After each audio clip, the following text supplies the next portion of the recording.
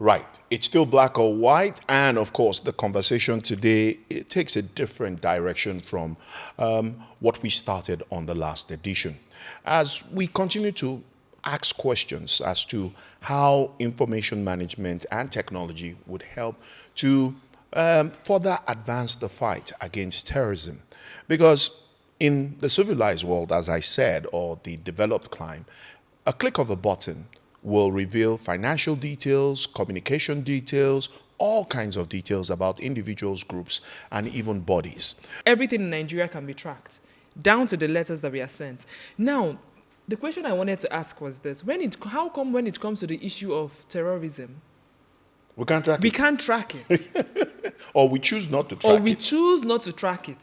How come? Is it that the government is turning a blind eye, or something fishy is going on, and they've refused to track the issue of terrorism down to who is financing the terrorists in this country? Sometimes people are not even aware of, maybe I was defrauded via WhatsApp. People do not know that I can actually take those messages, go to the bank, meet with a special unit, go to the court, get a court order for way to freeze that account. Now, you need to understand that we as a people, we love things to be very fast, which is why sometimes you are going on the way and some guy stops you. You know you're on your right, but hello, I want to go and take one bottle fast. Why would this man take 2K?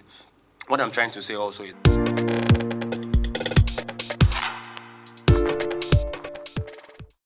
Now, on the last episode of Black or White, we started a conversation that looked at terror financing, but more towards the angle of taxation, how the new tax policy would help to be able to curb terror financing.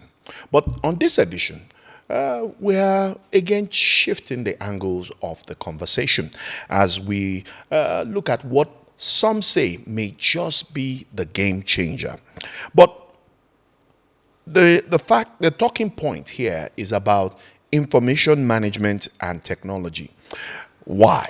Because in other climes, or the civilized climate, like I like to refer to it, with just one click of a button, every information about you as a person appears on the screen. And talking from your finances down to maybe the very last conversation you had with a loved one. And then when we come back to reality in this part of the world, the question is, how come the circumstance is different? Well, all the same, we will delve deeper into this conversation with the hope that we can pinpoint how information management and technology can help to truly advance the fight against terrorism. But that will be after this message. Remember, follow, like, share, and that gives you an opportunity to be part of our growing online community right here on Black or White. Do stay with us.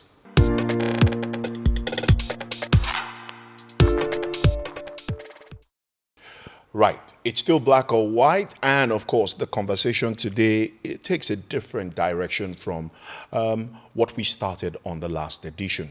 As we continue to ask questions as to how information management and technology would help to further advance the fight against terrorism. Because in the civilized world, as I said, or the developed climate, a click of a button will reveal financial details, communication details, all kinds of details about individuals, groups, and even bodies. But in Nigeria, the question is, why is it difficult for Nigeria to achieve the same feat? Well, to discuss this with me, I've got quite an interesting panel, two gentlemen that I'm quite familiar with. And yes, I'm excited. I have my wing woman back. She's back. Precious, nice to have you in the studio. How was Canada? You mean which Canada? Let's know the geographical region. You know, in Nigeria, we have Osaka, London. We have, I think there's a partner called something Canada. I don't know if that's the Canada you went to. Is it the Canada? Canada. Canada. Canada. That Canada. one. Canada. Yes, that one was very fun. And of course, I've got Ima Ami joining us on this conversation. Ima, it's great to have you join us. Yeah, it's nice to be here. And of course, Victor. the man that who's those bombs you dropped the last time. We're still trying to recover from them. He's trending. He's trending. You're welcome on the show. Thank you very much. Well, let me start with Ima. Information management and technology as a means to fighting terror financing in Nigeria. Where do you want to start tackling it from? Because, I think the most common question would be, is it feasible?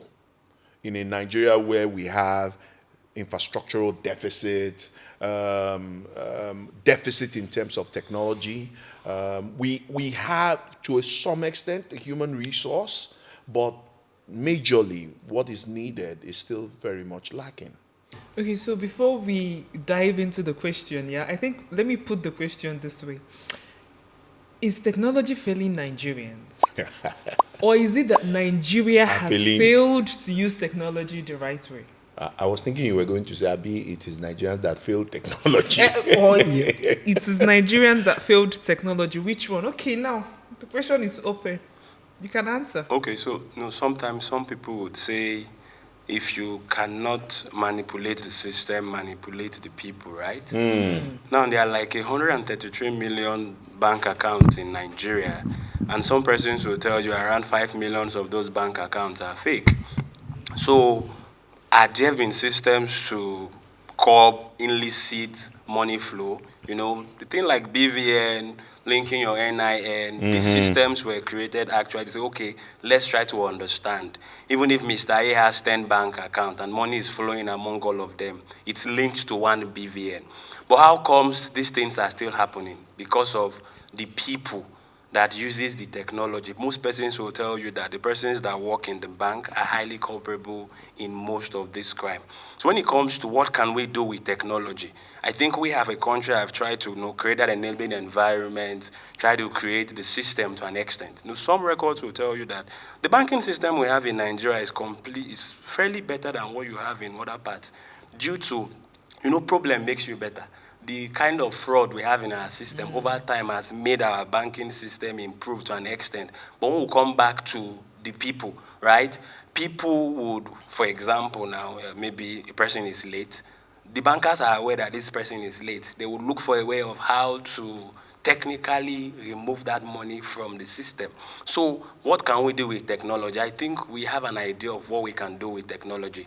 But again, who are those persons that are going to man those technology systems? People create fake IDs today, right? And that's how most times these bank accounts are used, quote and unquote. Why is it very easy that when a person uses a bank account to do fraud, that bank account, they suddenly don't want to use it again? That means these guys over time have understand the system and they have internal persons who is going to support them.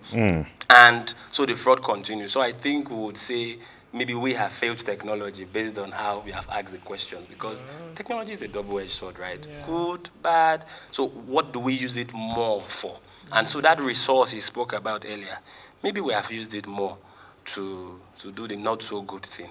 I will stop there. And actually, just to add again, so from what Ima has said earlier, is what I usually used to talk about when you talk about policy formulations and what will make policy be effective.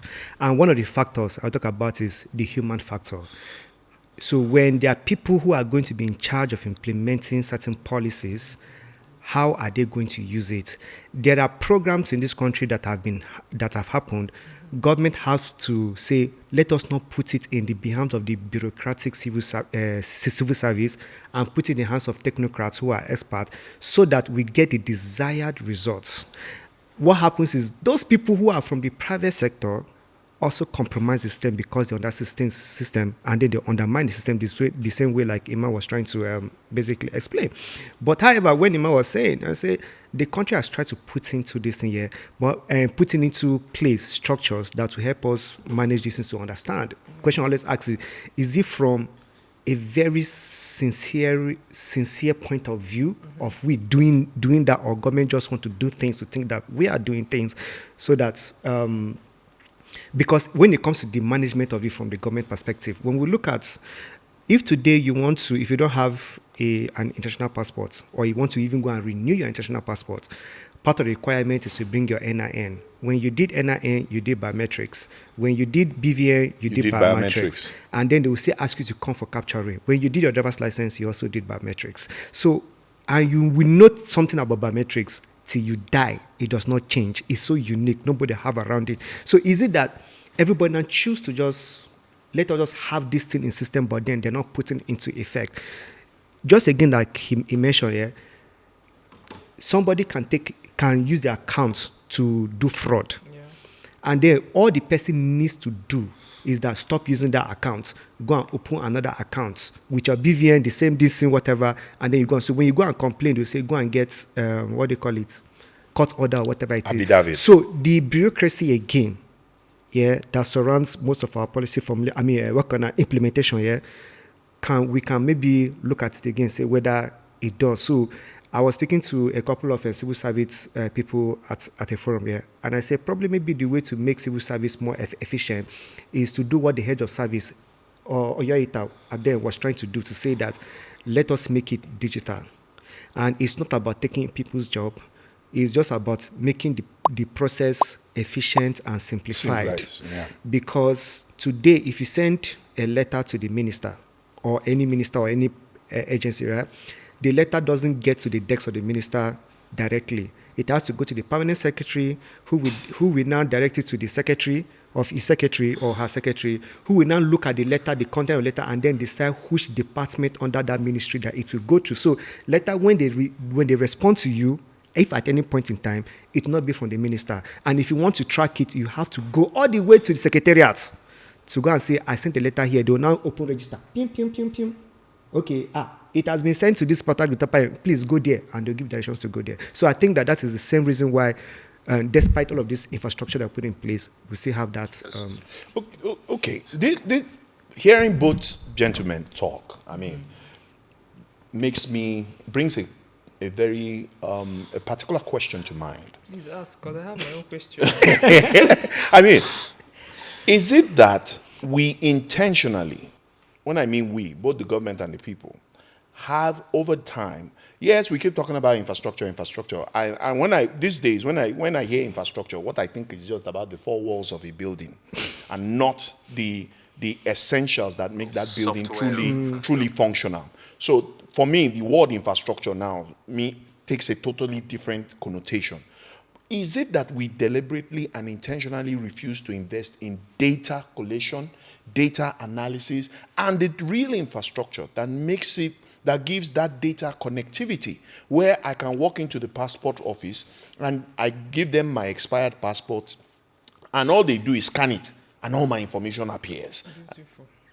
You see this Or question? is it that, it is part of that corruption thing? You see this question that you asked, I'm happy that you even ended it with corruption, right? Because the issue, when we are talking about, you just established the fact that we have systems in place in the banking sector, in the finance sector, to track, what are they calling it, records of finances that are going in and out of people's accounts. Yeah. Right? And he has also established the fact that everything in Nigeria can be tracked, down to the letters that we are sent. Now, the question I wanted to ask was this: how come when it comes to the issue of terrorism, We can't track we it. can't track it, Or we choose not to track or we it. choose not to track it? How come? Is it that the government is turning a blind eye, or something fishy is going on, and they've refused to track the issue of terrorism down to who is financing the terrorists in this country? Or is it that our technology is not strong enough Outdated. or outdated to track this financing? So the thing about data is that, right, that you can monitor data, but again, you need to ask yourself, monitoring is what makes you know, I moved from this seat to that seat. But analysis is going to tell you, why did I move from this seat to that seat, Exactly. right? So just when things fall apart, that you say you do not sit one round to look at masquerade, right? You move around. So you need to also understand that the guys also we are dealing with are also smart too. They are also improving. I was listening to something that day, and they're also smarter too. Somebody call you, for example, maybe you're selling a car and tell you, I want to buy a car from you. And let's say the car is 100 million. And please send me your account number, let me buy that car. These guys will send that account number to a person they just kidnapped to pay that money into a registered, organized business, right? And they come up to you and say, oh, sorry, I don't want to buy that car anymore. Can you just transfer that money from that your business account to a specific account again? Or maybe just give me cash, I'm not buying the car anymore. You can take small money for your troubles. And today's a good day for me, I've made money. And some persons in that case unknowingly have been involved and used by these guys to launder money for terrorists. So the point I'm trying to highlight is that generally, when it comes to public awareness on these new schemes, right, the methods of tracking terrorism financing, right, Yeah. evolves, right? It's not static. It changes. New ways come up. These guys evolve. But how do individuals? That story I remembered, if the guy was not smart enough to go to the police station to actually report. And just to add something again, right? Sorry to cut you. The story you're talking about, which story is that? Just So the story online on the guy that did cars. So he registered, he Okay. explained it So online. that's a real life Yeah, it's a story. real life story, and he Okay. had to actually go to the police station and highlight that this is what happened. So when he did that, he was not found wanting. So I just want to also add that sometimes people are not even aware of. Maybe I was defrauded via WhatsApp. People do not know that I can actually take those messages, go to the bank, meet with a special unit, go to the court, get a court order for we to freeze that account. Now, you need to understand that we as a people, we love things to be very fast, which is why sometimes you are going on the way and some guy stops you. You know you're on your right, but hello, I want to go and take one bottle fast. Why would this man take 2K? What I'm trying to say also is that in prosecuting these things also, we need to educate people to say when fraud happens, right? People should understand it doesn't stop there.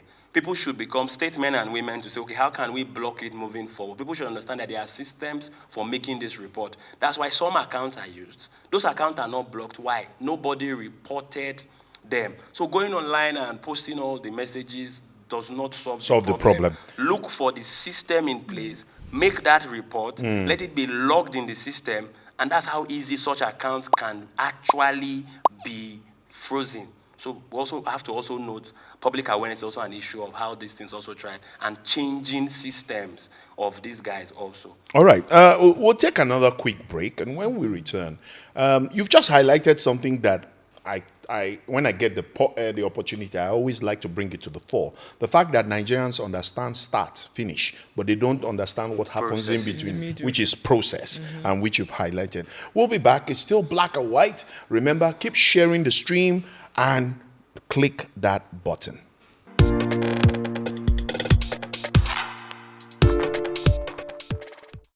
Welcome back. It's still black or white, and we are looking at information management and technology in the fight against terrorism, particularly how to curb terror financing.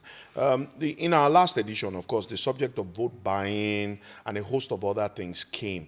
But I think the fundamental question, gentlemen and lady, is where does this money come from?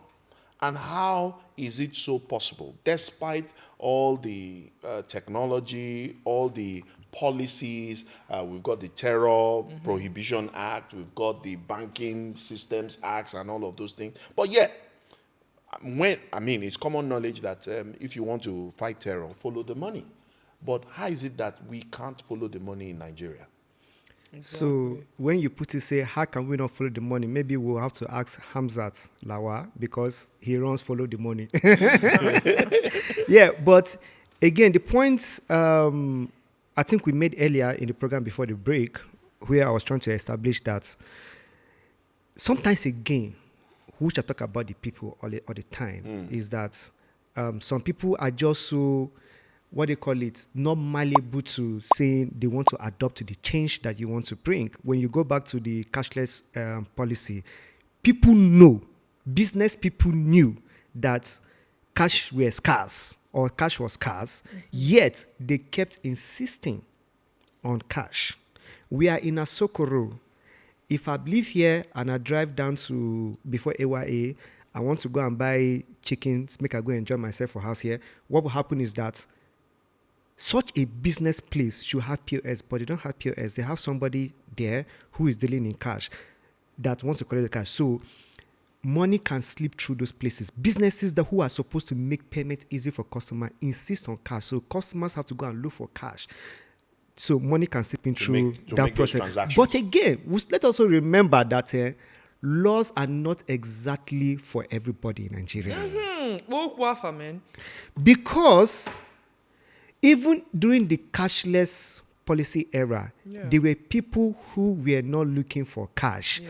I have been where during that cashless society, that came to my rescue in a way because they had to give us thank you for coming. It was cash. It was cash in the essence of what I could not have gotten in an ATM. ATMs were not dispensing, but somebody who was a big man had cash. So all that, if you are big, which is why in this country they say, don't die for nothing, no. No let anybody kill you, because if you no get money, that person will go scot-free. Yeah. And so there are people who will sit in their house and make a call. Manager, how far? I need this thing. Wait, EFCC fights against spraying of the dollar, yeah? I mean, naira. Yes. Yeah?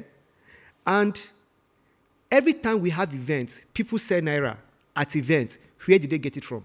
Exactly.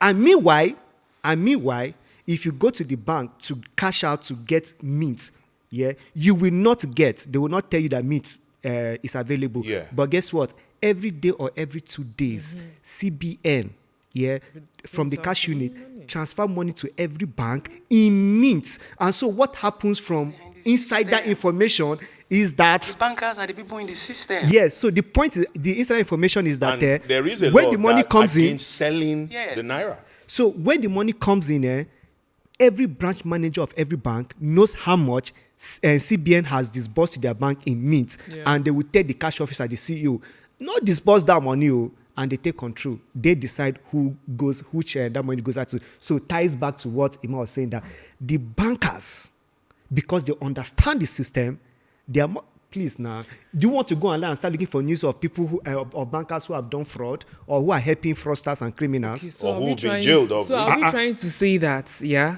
that this money is used to finance terrorism and vote buying? That the banks are aware of it, and if they want 100%. to track the money down to who is No. actually where that money is going to, they can. But they're just Who is turning going a to blind track eye. it? EFCC. But the reason why EFCC can't track it, because the EFCC will track back to their paymasters. So which means Wait, this see, agencies hold are on turning there. What a- the person a be saying? blind Should be eye. that time they may define what they call them. This man for Kogi State, Yaya and Bello. Yaya Yeah. Bello. Yeah, I saw an event where Yaya Bello was there, the president was there, Olukayode was there. Oh yeah, go arrest him now. Exactly. I mean, even just yesterday or day before yesterday, talking about Yaya Bello, a Zenith banker confirmed the kind of transactions that took place under his administration. He's currently facing charges. And it's amazing to see how these things are unraveling. But let me ask this question, because, I mean, it's baffling to see that we actually know the culprits, but for some reason, we choose not to act on it. I want to dovetail this to a conversation that happened, the first conversation we had on this subject from the angle of taxation. The tax analyst we had blew our minds. He said, look, your what used to be the Federal Inland Revenue Service, now National Revenue Service, NRS. is just a collector. They are not regulators.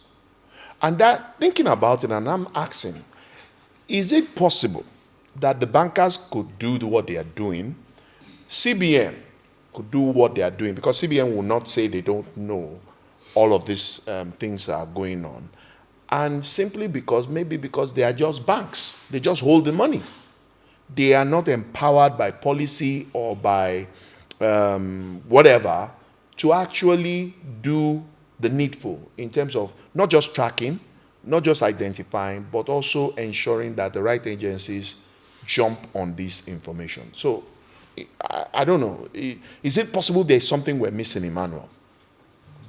Are there agencies of government that are supposed to do this? Yes, they are. To what extent are they doing their job? we can say it is not satisfactory. That is clear.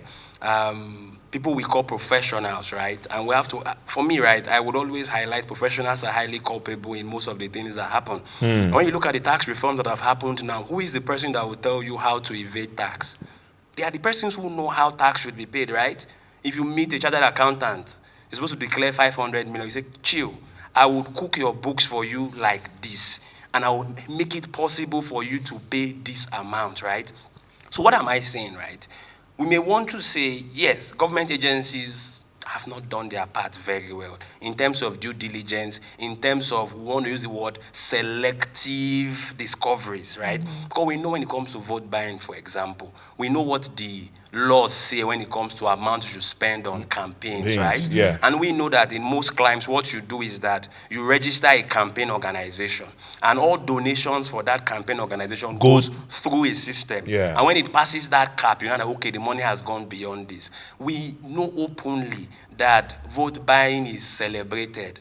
And vote buying happens at many levels, right? Vote buying is not only at the polling unit. Those are for the, let me use common talakawas, Yeah. right? For the elite, vote buying starts with positions, right? We saw a story of, I thought it was a PDP guy that went back to his community, stacked all the money he collected as a delegate. And what did he do? He was sharing, take your own, take your own. At some point in Nigeria, delegate was a word we used to refer to a rich person. rich So that person. means, do we know these things are happening? Yes. To what extent do we do the right thing? Because if the members of the political class who create the system whereby the public service is supposed to run are also culpable in this. So there's some that level of selective, let me use the word selective discovery and selective prosecution of these issues. But at the end of the day, the persons who went to school, the smartest of persons are the persons most culpable in crime. It is the persons who understand it's not the average woman on the street that causes most of the problems, or the average man. It is that man, that woman that works in the bank. Unfortunately, most bankers will tell you that male bankers are more culpable than female female bankers. bankers. And that's why some of them prefer hiring female bankers. Apparently, I was chatting with somebody who was saying that they don't like getting male bankers because they have a way of knowing the system more. Some people say they have more pressure. Story for another day anyway. So the point I'm trying to make is that we know that many things are not going well. We know that people are selling money. And the whole POS operation thing is another big thing Another big, sit exactly. one day and we analyze. Yes, it's creating employment for people, but today you go to an ATM bank and a POS guy is close by. Yeah, exactly. The ATM bank does not have cash. But the POS the guy has POS cash. guy I has can't remember the last time I was Do you able to know get the- cash do from you an know the- ATM. Do you know the audacity of somebody to go and sell ice blocks with Eskimos? So you In marketing, that's a feat. yeah, one thing I know for sure is this, right? That Nigeria lacks a system of accountability. And that system of accountability that they lack benefits a few. We are talking about these things and we're talking about the POS person on the streets. Those people are the people in the grassroots level, right?